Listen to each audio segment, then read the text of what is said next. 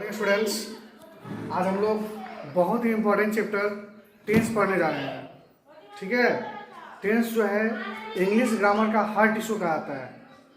ठीक है ना, जिस तरह से हमारे शरीर के लिए हार्ट का होना बहुत जरूरी है, उसी प्रकार से टेंस को इंग्लिश ग्रामर में बहुत ही इम्पोर्टेंट दर्जा दिया गया है। बिना टेंस के हम लोग वॉइस नहीं बना सकते हैं, बिना टेंस के हम लोग नरेशन नहीं बना सकते हैं, बिना टेंस की जानकारी के हम एग्रीमेंट में जो कुछ पार्ट होता है वो नहीं समझ सकते हैं। इसीलिए टेंस बहुत इंपॉर्टेंट चैप्टर है। आप जो भी बैच में पढ़ रहे हो, सैनिक को आर्किमेशन, सारे बैच में टेंस चैप्टर से हमेशा क्वेश्चन पूछता है और काफ़ी अच्छा क्वांटिटी में क्वेश्चन पूछता है। इसीलिए इस चैप्टर पर मेरा पर्सनल सजेशन है कि काफ़ी बढ़िया से आप लोग ध्यान दोगे। बहुत आसान चैप्टर है अगर कंसंट्रेट करोगे तो। सबसे पहले जानते हैं कि टेंस होता क्या है। टेंस का हिंदी होता है काल। टेंस का डिफिनेशन से पहले जानेंगे कि टेंस का डिफिनेशन क्या होता है। What do you mean by tense, what is the definition of tense. तो टेंस का दो छोटा सा डिफिनेशन मैं आपको समझा रहा हूं। पहले, tense shows time of an action. Tense हमें दर्शाता है, टेंस हमें बताता है क्या चीज, किसी भी कार्य का टाइम। कोई भी कार्य जो हो रहा है, प्रेजेंट में हो रहा है, पास्ट में हो रहा है, फ्यूचर में हो रहा है, जो कोई भी कार्य है उसके टाइम को जो दर्शाता हो उसको हम लोग क्या कहते हैं, टेंस कहते हैं। प्रेजेंट में हो रहा है, पास्ट में हो रहा है, फ्यूचर में हो रहा है। उसी प्रकार से टेंस का दूसरा डिफिनेशन है कि tense is the study of forms of verbs. Tense जो है वह स्टडी है। क्या चीज का स्टडी है? स्टडी मतलब अध्ययन है। क्या चीज का स्टडी है? Forms of the verbs. अब बात आती है फॉर्म्स ऑफ द वर्ब क्या है। बच्चों, आपको मैंने पढ़ा रखा है already V1, V2, V3, V4, V5। यही जो जिसको है, इसको हम लोग वर्ब फॉर्म कहते हैं। इसी को हमने क्या कहा है, फॉर्म्स ऑफ वर्ब। तो यही जो फॉर्म्स ऑफ वर्ब है उसका जो स्टडी जो करना है उसको हम लोग टेंस कहते हैं। आगे बढ़ते हैं कि how many kinds of tense. अब हम टेंस जान के, टेंस क्या हो गया, how many kinds of tense. Tense के कितने प्रकार होते हैं? टेंस के 3 प्रकार होते हैं। There are 3 kinds of tense, present tense, past tense, future tense. Present tense means वर्तमान काल, पास्ट टेंस मीन्स भूतकाल, फ्यूचर टेंस मीन्स भविष्यत काल। अब हमें ये जानना है कि what do you mean by present tense. Present tense का मतलब क्या होता है, तो देखो डिफिनेशन क्या होता है उसका। इट शोज मीन्स यह दिखाता है। क्या दिखाता है? An action. एक्शन मतलब कार्य। इन प्रेजेंट टाइम, तो जो प्रेजेंट टाइम में, प्रेजेंट समय में, वर्तमान समय में जो कार्य को दिखाता हो उसको हम लोग प्रेजेंट टेंस कहते हैं। जैसे आई प्ले, मैं खेलता हूँ, ये वर्तमान में हो रहा है। आई एम प्लेइंग, मैं खेल रहा हूँ, ये वर्तमान में हो रहा है। जो भी कार्य जो प्रेजेंट टाइम में हो उसको हम लोग प्रेजेंट टेंस कहते हैं। आगे हम लोग बढ़ते हैं पास्ट टेंस। उसी तरह से मैं इसका डिफिनेशन बताता हूँ आपको कि what do you mean by past tense. Past tense का मतलब क्या होता है, तो इट शोज एन एक्शन। यह एक कार्य को दिखाता है। किस कार्य को दिखाता है? It shows an action in past tense. वैसा कार्य जो कि पास्ट टाइम में होता हो उसको हम लोग पास्ट टेंस के रूप में जानते हैं। जैसे आई प्लेड, मैंने खेला, ये काम पास्ट में हो चुका है। आई वॉज प्लेइंग, मैं खेल रहा था, ये काम जो है पास्ट में हो चुका है। तो पास्ट टेंस हमें दिखाता है इट शोज एन एक्शन, यह कार्य को दिखाता है जो कि पास्ट में होता है। नेक्स्ट हम लोग आते हैं फ्यूचर टेंस। फ्यूचर टेंस जो है वो उसके जो है डिफिनेशन को जानते हैं कि क्या होता है। इट शोज, यह दिखाता है। क्या दिखाता है? एन एक्शन, कार्य को। किस कार्य, कैसे में? In future time. तो जो फ्यूचर में जो कार्य को दिखाया जाए उसको हम लोग फ्यूचर टेंस कहते हैं। जैसे आई शैल प्ले, मैं खेलूंगा, तो ये क्या हो गया, फ्यूचर में दिखा रहा है कि मैं फ्यूचर में खेलूंगा। ही विल गो, मतलब वह जाएगा, मतलब वह जाएगा, ये क्या हो रहा है, फ्यूचर में दिखा रहा है। तो जो भी कार्य जो फ्यूचर में दिखाया जाए उसको फ्यूचर टेंस, जो भी कार्य जो पास्ट में दिखाया जाए उसको पास्ट टेंस, जो भी कार्य जो प्रेजेंट में दिखाया जाए उसको हम लोग प्रेजेंट टेंस कहते हैं। अब नेक्स्ट हम लोग पढ़ते हैं कि जो प्रेजेंट टेंस है उसके कितने काइंड होते हैं। तो जो आपका प्रेजेंट टेंस है इसके भी 4 काइंड होते हैं। सबसे पहले होते हैं सिंपल प्रेजेंट टेंस। सबसे पहले होता है सिंपल प्रेजेंट टेंस। दूसरा होता है प्रेजेंट कंटिन्यूअस टेंस। तीसरा प्रेजेंट परफेक्ट टेंस और चौथा प्रेजेंट परफेक्ट कंटिन्यूअस टेंस। ठीक है, 4 काइंड्स हुए। Simple present tense, present continuous tense, present perfect tense, present perfect continuous. वैसे ही पास्ट टेंस के 4 काइंड होते हैं। Simple past tense, past continuous, past perfect, past perfect continuous, ये सब के बारे में हम लोग नेक्स्ट क्लास में डिस्क्राइब करेंगे कि क्या क्या होता है, कैसे होता है। तीसरा होता है फ्यूचर टेंस। इस फ्यूचर टेंस को भी 4 पार्ट होते हैं, 4 काइंड होते हैं। Simple future tense, future continuous tense, future perfect tense, future perfect continuous tense. मैं कुछ बात आपको बताता हूँ, ये जो सिंपल प्रेजेंट टेंस है उसको हम लोग प्रेजेंट इंडेफिनिट के भी नाम से जानते हैं। ये जो आपका प्रेजेंट कंटिन्यूअस है इसको प्रेजेंट प्रोग्रेसिव टेंस के भी नाम से जानते हैं, प्रेजेंट इम्परफेक्ट टेंस के भी नाम से जानते हैं। आज से 2-3 साल पहले बीएचयू के एग्जाम में क्वेश्चन आया था कि प्रेजेंट प्रोग्रेसिव टेंस। जो बच्चा नहीं जानेगा कि what is progressive tense, present progressive tense, वह इसका जवाब नहीं दे सकता है। इसलिए आप ये जान लो कि प्रेजेंट कंटिन्यूअस टेंस को प्रेजेंट प्रोग्रेसिव और प्रेजेंट इम्परफेक्ट टेंस के नाम से भी जानते हैं। ठीक है, उसी तरह से सिंपल पास्ट टेंस को पास्ट इंडेफिनिट, पास्ट कंटिन्यूअस को पास्ट प्रोग्रेसिव और पास्ट इम्परफेक्ट टेंस कहते हैं। उसी प्रकार से सिंपल फ्यूचर को फ्यूचर इंडेफिनिट टेंस और फ्यूचर कंटिन्यूअस टेंस को फ्यूचर इम्परफेक्ट टेंस या फ्यूचर प्रोग्रेसिव टेंस के नाम से जानते हैं। हमारे तो बात कर रहा है। हम लोग आते हैं सिंपल प्रेजेंट टेंस के बारे में कि होता क्या है, जानते हैं इसको। टेंस का प्रयोग हम 2 जगह करते हैं, ग्रामर में हम लोग करते हैं। ठीक है, ग्रामर से क्वेश्चन रहेगा टेंस में, और प्लस आरके में से आपको ट्रांसलेशन से 5 नंबर का क्वेश्चन पूछेगा। टेंस से ट्रांसलेशन से क्वेश्चन रहेगा, टेंस से भी रहेगा, अदर पार्ट से भी रहेगा। जानते हैं सिंपल प्रेजेंट टेंस की पहचान कैसे है? किसी भी वर्ब में अगर ता है, ती है, तेहू लगा हो तो हम लोग पहचान करेंगे कि ये सिंपल प्रेजेंट टेंस का है। जैसे मैं पढ़ता हूँ, मैं नहीं पढ़ता हूँ, वह पढ़ती है, वह जाता है, तुम खेलते हो। तो ता है, ती है, ते हो अगर लग जाए तो समझ जाएंगे कि सिंपल प्रेजेंट टेंस है। ये पहचान बता दिए उसका हम। अब हम जानते हैं कि डिफिनीशन क्या होता है। अगर हम कोई पूछता है कि सिंपल टेंस होता क्या है, तो टू एक्सप्रेस मतलब यह बताता है what is actually taking place at the present moment, मतलब प्रेजेंट मोमेंट में, वर्तमान क्षण में क्या हो रहा है, वास्तव में क्या हो रहा है, उसी को हम लोग सिंपल प्रेजेंट टेंस के अंतर्गत रखते हैं। जैसे ही वर्क्स हार्ड, मतलब वह कड़ी मेहनत करता है, मतलब क्या हो रहा है, अभी प्रेजेंट मोमेंट में यह काम हो रहा है। तो वैसा काम जो प्रेजेंट मोमेंट में हो उसको हम लोग सिंपल प्रेजेंट टेंस में दिखाते हैं। तो दूसरा डिफिनेशन होता है टू एक्सप्रेस यूनिवर्सल ट्रूथ। ये जो है दर्शाता है यूनिवर्सल ट्रूथ। यूनिवर्सल ट्रूथ मतलब ऐसा सत्य जो कि हर जगह अप्लाई हो।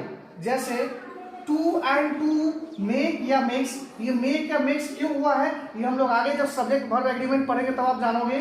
ठीक है, टू एंड टू मेक या मेक्स 4, तो यहाँ इसका जो प्रयोग 2 और 2 क्या होता है, 4 होता है। ये यूनिवर्सल ट्रूथ है। ये ऐसा नहीं होता है कहीं जाओगे 2 और 2 5 हो जाएगा, ऑस्ट्रेलिया में जाओगे वहां भी 2 और 2 4 ही होता है। तो वैसा ट्रूथ, वैसा सत्य जो सब जगह अप्लाई हो। Next, the sun rises in the east. Sun जो है वह क्या है, पूरब में उगता है। सूर्य जो है वो पूरब में उगता है। ये भी आपको यूनिवर्सल ट्रूथ है। तो जहां भी यूनिवर्सल ट्रूथ का प्रयोग हो उसको हम लोग सिंपल प्रेजेंट टेंस में दर्शाते हैं। तीसरा हमारा डिफिनेशन है टू एक्सप्रेस, मतलब यह दिखाता है, क्या दिखाता है, हैबिट, जो आपका हैबिट है उसको दिखाता है। जैसे he gets up early in the morning, तो ये आपका हैबिट है कि आप क्या है, अर्ली इन द मॉर्निंग में उठ जाते हो। He goes to school daily, वह रोज विद्यालय जाता है। तो ये क्या है, हैबिचुअल एक्शन को दिखाता है। हैबिचुअल एक्शन जो मतलब कि जो आपकी आदत जो है वही हैबिचुअल एक्शन के अंतर्गत आता है। ये तीनों आपका डिफिनेशन हो गया सिंपल प्रेजेंट टेंस का। To express what is actual taking place at the present moment, to express universal truth, to express habit या हैबिचुअल एक्शन। ठीक है, ये आपका डिफिनेशन हो गया। अब आपको समझना है कि इसमें जो सबसे इंपॉर्टेंट चीज हम लोग जब ट्रांसलेशन पढ़ेंगे तो वहां हमको पैटर्न या फिर स्ट्रक्चर जानना पड़ेगा। तो पैटर्न या सिंपल प्रेजेंट टेंस के अंतर्गत 6 पैटर्न होता है, मतलब 12 टेंस जो हुआ, 3 टेंस के जो 4 सब काइंड जो हुआ, जो 12 हुआ, उस 12 में 6 से मल्टीप्लाई कर दो, 72 पैटर्न है पूरे टेंस में जो आपको जानना है। जैसे सिंपल प्रेजेंट टेंस में 6 होगा, प्रेजेंट कंटिन्यूअस में 6 होगा, प्रेजेंट परफेक्ट में 6 होगा, प्रेजेंट परफेक्ट कंटिन्यूअस में 6 होगा। ठीक है, तो सिंपल प्रेजेंट टेंस में पहचान बताते हैं आपको वो 6 पैटर्न क्या है। सबसे पहले होता है अफर्मेटिव। अफर्मेटिव क्या होता है, वैसा सेंटेंस जिसमें क्या और नहीं लगा होता है। वैसा सेंटेंस जिसमें क्या और नहीं लगा होता है। देखो, मैं पढ़ता हूं, क्या इसमें क्या लगा हुआ है, नहीं लगा हुआ है। क्या इसमें नहीं लगा हुआ है?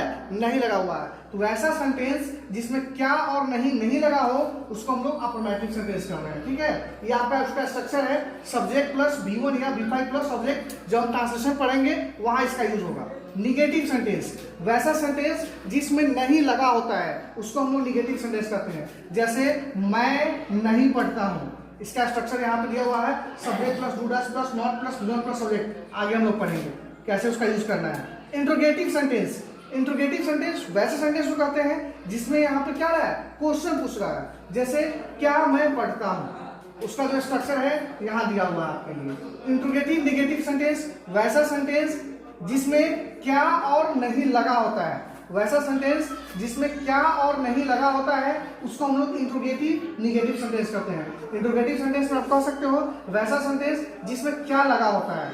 ठीक है, ये आगे बताते हैं, इसमें कुछ से बात है जो हम आगे बताएंगे आपको। नेक्स्ट है WH क्वेश्चन, वैसा सेंटेंस जिसमें WH वर्ड लगा हो। WH वर्ड मतलब क्या होता है, जो WH से शुरू हो, जैसे वाई हो गया, वेन हो गया, वेयर हो गया, बीच हो गया, वाट हो गया, वूम हो गया, ये सब WH वर्ड हो गया। इसमें एक्सेप्शन में हाउ होता है, HOW। बात समझ में आई आपको?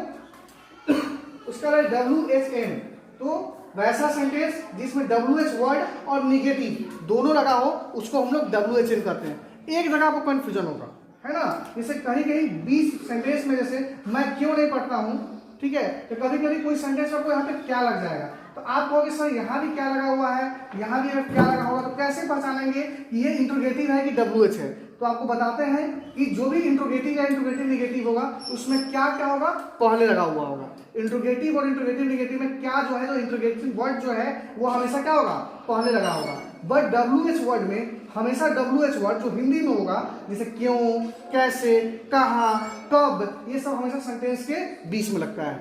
ठीक है, तो ये आपको ट्रांसलेशन में पहचानने की तरीका हम आपको बताएं। अब इसको ट्रांसलेशन में कैसे बदलेंगे, कैसे बनाएंगे, उसको आपको हम बताते हैं। बस इसको हम यहाँ पे ऐसे इसको कर रहे हैं, स्ट्रक्चर आप लोग लिख लिए होंगे। अब देखिए कैसे बनाएंगे। मैंने यहाँ एक वर्ड लिखा है, देखिए V1 या V5। जैसे स्ट्रक्चर में अफर्मेटिव का था, subject plus V1 oblique V5 plus object. Subject S for subject, subject V1 oblique V5। V1 मतलब वर्ब का फर्स्ट रूप, V5 मतलब वर्ब का पांचवा रूप। वर्ब का पहला रूप मैंने आपको बता दिया है, जैसे ईट हो गया, गो हो गया, ऐसे मैंने ऑलरेडी आपको पढ़ा रखा है। दूसरा है V5, तो V5 में मैंने आपको पढ़ा रखा है जिसमें एस से एस लग जाए, जैसे ईट का ईट्स हो गया, गो का गोज हो गया, प्ले का प्लेज हो गया। तो मैंने आपको V1 ही बता दिया, V5 बता दिया। अब हमें यह जानना है कि सब्जेक्ट के साथ जो है कौन V1 और कौन V5, मतलब कहाँ V1 लगेगा, कहाँ V5 लगेगा, वही मैं आपको बता रहा हूं। अगर आपका subject I, V, you, they, two names और पुल्डर्स हो, टू नेम्स मतलब दो नाम, जैसे राम और सोहन, मोहन और गीता, इस तरह से दो नेम्स और पुल्डर हो, वहां पर हम V1 का प्रयोग करेंगे। फिर समझिए, अगर आपका subject I, V, you, they, two names और पुल्डर हो तो हमेशा V1 का प्रयोग करेंगे। ठीक है, वैसे ही अगर आपका सब्जेक्ट ही, सी, इट, कोई एक नाम या फिर सिंगुलर अगर हो तो हमेशा V5 का प्रयोग करेंगे। जैसे मेरा अफर्मेटिव का पहला सेंटेंस है कि मैं पढ़ता हूं, इसमें सब्जेक्ट क्या हो गया, आई हो गया कि नहीं हुआ, आई हो गया, तो मैं सब्जेक्ट यहां लिखना है, आई लिख दिए। अब क्या होगा, करा V1 या V5, आई के साथ V1 लगेगा कि V5 लगेगा, V1। देखो इसमें वर्ब कौन है, पढ़ना है, पढ़ता है, तो पढ़ना का इंग्लिश क्या होता है, रीड होता है ना, तो क्या हो जाएगा, आई के साथ क्या रहेगा, V1, तो V1 रीड का V1 क्या होगा, रीड, है ना। यही रहेगा, मैं किताब पढ़ता हूं तो क्या हो जाएगा, आई रीड अ बुक। आई बस नहीं है। दूसरा है निगेटिव, मैं नहीं पढ़ता हूं, सब्जेक्ट का क्या हो गया, आपका स्ट्रक्चर क्या था उसका, subject plus do oblique does plus not plus V1 plus object, है ना। सब्जेक्ट क्या है आपका, आई, तो आई लिख दिए। अब बात एक आता है कि कहां डू का प्रयोग करेंगे और कहां डज का प्रयोग करेंगे, ये सबसे इंपॉर्टेंट चीज है। तो सिंपल समझ लीजिए, जहां हम लोग V1 का प्रयोग किए हैं ना, वहां डू का प्रयोग करेंगे, जहां V5 का प्रयोग किए हैं वहां डज का प्रयोग करेंगे। मतलब जो सब्जेक्ट आई, वी, यू, ठीक है ना, दे, प्लूरल्स जो है, टू नेम्स है, वहां हम लोग डू का प्रयोग करेंगे। और अगर वही ही रहे, सी रहे, इट रहे, सिमिलर रहे, कोई एक नाम रहे, तो वहां पे हम लोग किसका प्रयोग करेंगे? डज का प्रयोग करेंगे। बात समझ में आ गई? जैसे V1 V5 पढ़ाए थे वैसे ही डू डज यहाँ पे होगा। तो आई के साथ क्या रहेगा? डू डज में डू लगेगा तो डू लगा दिए। उसका क्या कहता है? नॉट तो नॉट लगा दिए। ठीक है, उसका क्या करा? V1, तो V1 क्या होगा? रीड का V1 रीड ही होगा, रीड। ठीक है ना, यही हुआ आई डू नॉट रीड। तीसरा हम लोग आते हैं, अभी एक इंट्रोगेटिव बताते हैं। इंट्रोगेटिव का स्ट्रक्चर है do oblique does plus subject plus V1 plus object. कहता है वह किताब, वह किताब पढ़ता है। स्ट्रक्चर हम लोग देखेंगे। देखिए यहाँ पहचान गए कि सिंपल प्रेजेंट टेंस क्या है, फिर पहचान गए कि इंट्रोगेटिव क्या है। इंट्रोगेटिव का क्यों होगा सो मैंने आपको ऑलरेडी बता दिया है कि क्या से शुरू हो जाएगा, मतलब समझ रहा है कि इंट्रोगेटिव से है। तो इसका स्ट्रक्चर देखेंगे डू या डज। मैंने आपको समझा रखा है कि वह के साथ क्या रहेगा? डज रहेगा, तो डज हो गया। उसका सब्जेक्ट क्या है? ही हो जाएगा। उसका क्या लगाना है? V1 लगाना है, तो V1 क्या हो जाएगा? रीड हो जाएगा। उसका ऑब्जेक्ट क्या है? A book. उसका क्वेश्चन मार्क लगाना नहीं भूलेंगे। Does he read a book. फिर समझिए डू या डज में कोई एक लगाना है, डज लगा दिए क्योंकि ही के साथ डज लगेगा। उसके बाद सब्जेक्ट क्या है? ही है तो ही लगा दिए। उसके बाद क्या है? V1 तो V1 रीड लगा दिए। उसके बाद ऑब्जेक्ट क्या है? अ बुक, तो अ बुक लगा दिए। क्वेश्चन मार्क लगाना बिल्कुल नहीं भूलेंगे। नेक्स्ट इंट्रोगेटिव नेगेटिव में क्या वह किताब नहीं पढ़ता है। पहचान गया आप लोग ना कि क्या लगा हुआ है और नहीं लगा हुआ है, मतलब कौन स्ट्रक्चर लगाना है? Interrogative negative. इसको देखेंगे डू ऑब्लिक डज। अब भैया क्या लगाएंगे? डू डज में तो वह है, इट मीन्स कि डज लगेगा तो डज। उसका क्या करा? सब्जेक्ट, तो सब्जेक्ट ही है। उसका क्या करा? नॉट, तो नॉट लगा देंगे। उसका क्या करा? V1, तो V1 क्या है? रीड है तो रीड लगा देंगे। उसका क्या है? ऑब्जेक्ट, ऑब्जेक्ट क्या है? A book. फिर से यहाँ पे क्वेश्चन मार्क को लगा देंगे। समझिए क्या वह किताब नहीं पढ़ता है। पहचान में आ गया कि इंट्रोगेटिव नेगेटिव स्ट्रक्चर क्या लगाना है। स्ट्रक्चर क्या करा है? डू डज में इसको एक लगाइए तो ही के साथ डज लगेगा, इसलिए मैंने डज लगा दिया। सब्जेक्ट कर रहा है, सब्जेक्ट ही है, ही लगा दिया। नॉट कर रहा है, नॉट लगा दिया। V1 कर रहा है, V1 लगा दिया। ऑब्जेक्ट कर रहा है, ऑब्जेक्ट क्या है? अ बुक, ऑब्जेक्ट लगा दिया। अब हम लोग WH में आते हैं। WH को मैंने ऑलरेडी रखा है आपको कि जो भी WH वर्ड है वो हिंदी में, जैसे जो भी WH वर्ड है उसका हिंदी जो होता है वो सेंटेंस के बीच में लगा हुआ होगा। तो देखिए वेयर का इंग्लिश का हिंदी क्या होता है? कहाँ। ठीक है, तो वही वेयर क्या होता है? WH वर्ड है, उसका हिंदी देखिए सेंटेंस के बीच में लगा हुआ है। तो कह रहा है WH वर्ड पहले लगाइए, तो कहाँ का क्या हो जाएगा? वेयर होगा, वेयर। उसका डू और डज में क्या लगेगा? ये देखेंगे कि सब्जेक्ट मेरा क्या है। सब्जेक्ट मेरा क्या है? राम है, मतलब एक नाम है। एक नाम के साथ डज का प्रयोग करेंगे, तो डू डज में से डज का प्रयोग कर दिए। फिर क्या करा? सब्जेक्ट, सब्जेक्ट हमारा क्या है? राम है, तो सब्जेक्ट कर दिए राम। उसका क्या करा है? V1 जाना का क्या होगा? गो होगा, गो। ऑब्जेक्ट नहीं है तो सीधा question mark. Where, does, Ram, go, question mark लगाना नहीं भूलेंगे। तो आई थिंक WH आपको समझ में आ गया। अब हम लोग आते हैं WH वर्ड। ठीक है, तो WH वर्ड में क्या होता है कि आपको WH भी लगा होता है उस सेंटेंस में। हिंदी में WH भी लगा हुआ है। क्यों क्या होगा? English Y. WH वर्ड है तो क्यों भी लगा हुआ है और नहीं भी लगा हुआ है। आप समझ जाओगे कि WHN वाला स्ट्रक्चर लगाना है आपको। देखो सबसे पहले ट्रांसलेशन में पहचानना होगा कौन टेंस का है। टेंस पहचान लोगे, फिर समझना है कि टेंस से पहचान लेंगे सिंपल प्रेजेंट टेंस का है, फिर पहचान लेंगे कौन सा स्ट्रक्चर लगेगा और उसका आपको स्ट्रक्चर याद होना चाहिए। अगर ये तीनों चीज आप करते हो, स्ट्रक्चर आपको याद होता है तो किसी भी प्रकार का ट्रांसलेशन को आप बना सकते हैं। देखो इंग्लिश बोलने के लिए लोग बोलता है कि रट रट के बोलना नहीं। अगर तुमको ट्रांसलेशन अच्छा से आता है, तुम ग्रामर जानते हो, तो तुम इंग्लिश कहीं भी अच्छे से तुम बोल सकते हो बिना कहीं रटे हुए। ठीक है, जैसे यहाँ दे रहे राम स्कूल क्यों नहीं जाता है, तो आपको देख लिए क्यों भी लगा हुआ है, मतलब WH भी लगा हुआ है और नहीं भी लगा हुआ है, मतलब कौन सा स्ट्रक्चर लगेगा? WHN स्ट्रक्चर लगेगा। WHN स्ट्रक्चर में होता क्या है? स्ट्रक्चर आपको याद कर लेना है, मैंने आपको बोला स्ट्रक्चर याद कर लोगे। WH, तो WH क्या होगा? वाई। क्यों का क्या हो जाएगा? वाई हो जाएगा। फिर सवाल आता है कि डू और डज में से क्या लगाएं, तो चूंकि राम है आपका सब्जेक्ट, हमेशा डू डज ये सब जो है V1 V5 हमेशा सब्जेक्ट के अनुसार रहेगा। याद रखो, जो भी V1 या V5 का हम लोग प्रयोग करेंगे हमेशा सब्जेक्ट के अनुसार से करेंगे। जो भी डू या डज का प्रयोग करेंगे हमेशा सब्जेक्ट के अनुसार करेंगे। अपना मन से डू डज और V1 V5 नहीं लगाएंगे। तो यहाँ पे डू लगेगा, डज लगेगा, तो आपको देखना है राम है तो राम के साथ क्या लगेगा? एक नाम है इसलिए डज लगेगा, डज को प्रयोग कर लिए। उसका क्या है? सब्जेक्ट है। सब्जेक्ट क्या है? राम है, तो मैंने राम को लिख दिया। फिर से फिर क्या करना है, नॉट लिखने के लिए जो स्ट्रक्चर बोल रहा है वही लिखेंगे, नॉट लिख दिए। और क्या करना है, V1 लगाने के लिए, तो V1 जाना है क्या होता है, गो होता है, गो हो गया, ठीक है ना। और यहाँ क्या होगा, go to school. Why does Ram not go to school, समझ में आ गया होगा, WH एंड। देखो स्ट्रक्चर जब याद करोगे तो ठीक हो जाते हैं। अफर्मेटिव कर लेना है, निगेटिव कर लेना है, इंट्रोगेटिव कर लेना है, इंट्रोगेटिव निगेटिव कर लेना है। WH में कुछ नहीं करना है, इंट्रोगेटिव के पहले WH लगा दीजिएगा, तो क्या हो जाएगा, वो WH हो गया।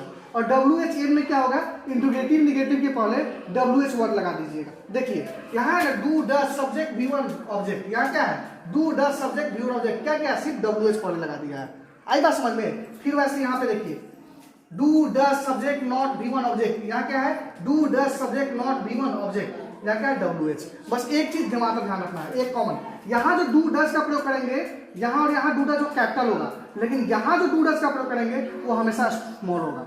यहाँ जो डू डज लगाए हैं देखो कैपिटल है, डू डज कैपिटल है, लेकिन यहाँ जो डज का प्रयोग किया है वो स्मॉल है। ये छोटी सी जानकारी है जो आप अगर रखोगे तो आगे तुमको हेल्प करेगा। तो आपको करना क्या है, सिंपल प्रेजेंट टेंस आपको समझ में आ गया।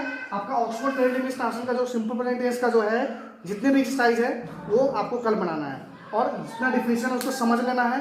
जहाँ प्रॉब्लम हो तो फिर हम लोग बात करेंगे। Okay, thank you.